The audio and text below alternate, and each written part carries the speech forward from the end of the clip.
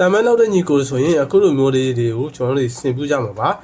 မဆင်ပူးရင်လည်းကြုတ်တော့မှာပါเนาะဒါဆိုရင်တော့ကြည့်ကြရအောင်ပါကျွန်တော်ပုံမဆိုရင်ဒီလိုမျိုးကျွန်တော်တို့အထင်ဆိုရင်ပေါ့เนาะဘေးကနေဝလိဆော်တယ်လို့ထင်တယ်မဟုတ်ပါဘူးเนาะဒါအခုလိုမျိုးလေးနီးတန်းတုပ်ပြီးတော့လောက်တာတယ်ဒါကတော့အရင်ဆုံးအပေါက်ဖောက်ပြီးတော့စကူဆွဲပြီးစကူဒါဆော်လိုက်တာနောက်တော့တနည်းရှိပါတယ်เนาะနီးလန်းမတူပါဘူး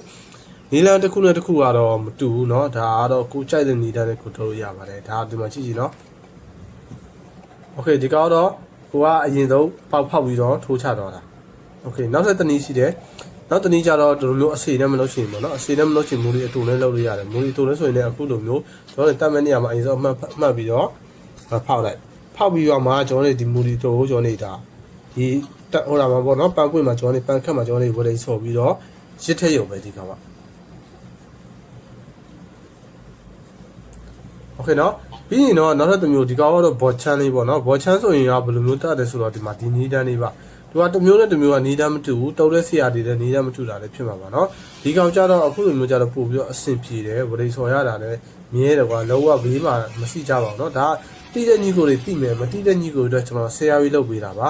တော့ကျွန်တော်ညီကိုတွေဘုဒ္ဓတာတစ်ခုတိုးအောင်ကျွန်တော်ထပ်ပြီးဆရာကြီးလုပ်ပေးမယ်လုပ်ပူတဲ့တူတွေလည်းဆင်ရင်စီမယ်မလုပ်ပူတဲ့ညီကိုတွေဆိုရင်လည်းတွေ့ရောလို့တခါလဲကြည့်တော့ပေါ့เนาะနောက်ခါကိုချုပ်လိုက်ရင်လုပ်လို့ရတယ်ဒါတော့ကျွန်တော်တို့ဒီဝရဏာလေးတွေဆင်တာပါဝရဏာဆင်တာဒီအခုတုံထားတဲ့ဖလန်ပြကကျွန်တော်တို့တုံမဲ့ဟော်လိုနဲ့အညီပဲတုံရမယ်ဟော်လိုထပ်ကြီးလို့ရနော်ဟော်လိုထပ်တော့ပေးသေးလို့မရဘူးနည်းနည်းပေးကြည့်လို့ရတယ်ကိုဖုံးနဲ့လွတ်မယ်ဆိုရင်ဒါတုံးလို့ရတယ်ဒါပြောပြတာဒါကျွန်တော်ညီကိုတွေတွေ့ရလို့ကျွန်တော်ပြန်ပြီးဆရာကြီးလုပ်ပြီးနေကျွန်တော်တွေ့တော့တွေဆင်းပြတာပါနော်လောကအစိဖြစ်နေတဲ့ညီကိုတွေအတွက်ဟုတ်ဒီမှာကတော့ဒါမူဒီဖြတ်ပြီးတော့အဲ့ဒီမူဒီပါထည့်မှာ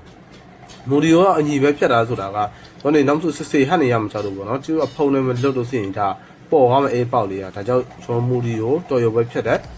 အညီပဲထားပြီးတော့ဖြတ်လိုက်တာပါနော်နှစ်ဖက်လုံးအိတ်တိုင်လုပ်ပြီးမှတစ်ခါလဲဆင်တာအကောင်းဆုံးပါဒါကြောင့်ဆိုတော့တစ်ဖက်ထည့်ပြီးနောက်တစ်ဖက်ထည့်မယ်ဆိုရင်ဟိုကျွန်တော်ဖြတ်ရပါရခတ်နေမယ်လေဒါကြောင့်နှစ်ဖက်လုံးတစ်ခါလေးလုပ်ပြီးတော့ဝရီဆော်သွားတာလေနော်ပြီးရင်ဒီအဖုတ်လေးဖုတ်လိုက်တယ်ဒီအဖုတ်ကတော့ဘာမှမလုပ်ရအောင်တချို့လူဆိုရင်တော့စပေါ့လေးရိုက်တယ်ဒါ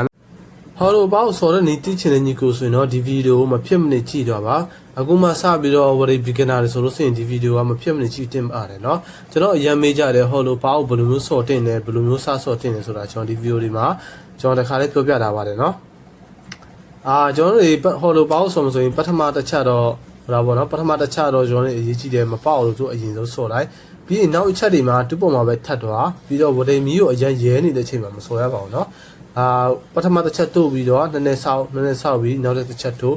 ဖြည်းချင်းမဲ့တို့ပါပြီးတော့တတိထားကြည့်ပါပထမအချက်ရဲ့အစွန်းလေးမှာပဲနောက်တစ်ချက်ထပ်ချတာပါသူရဲ့သူ့ဘာသူဝဒိသားပျော်ပြီးတော့အနောက်ကိုသူ့အော်တိုရောက်သွားတာပေါ့နော်ကိုဆွေ့ရတာမဟုတ်ပါဘူးလုံးဝကိုမဆွေ့ရပါဘူးသူ့ရဲ့ပထမအချက်ရဲ့ဖြစ်မှာပဲနောက်တစ်ချက်ကိုတက်သွားပြီးတော့တို့တာပါ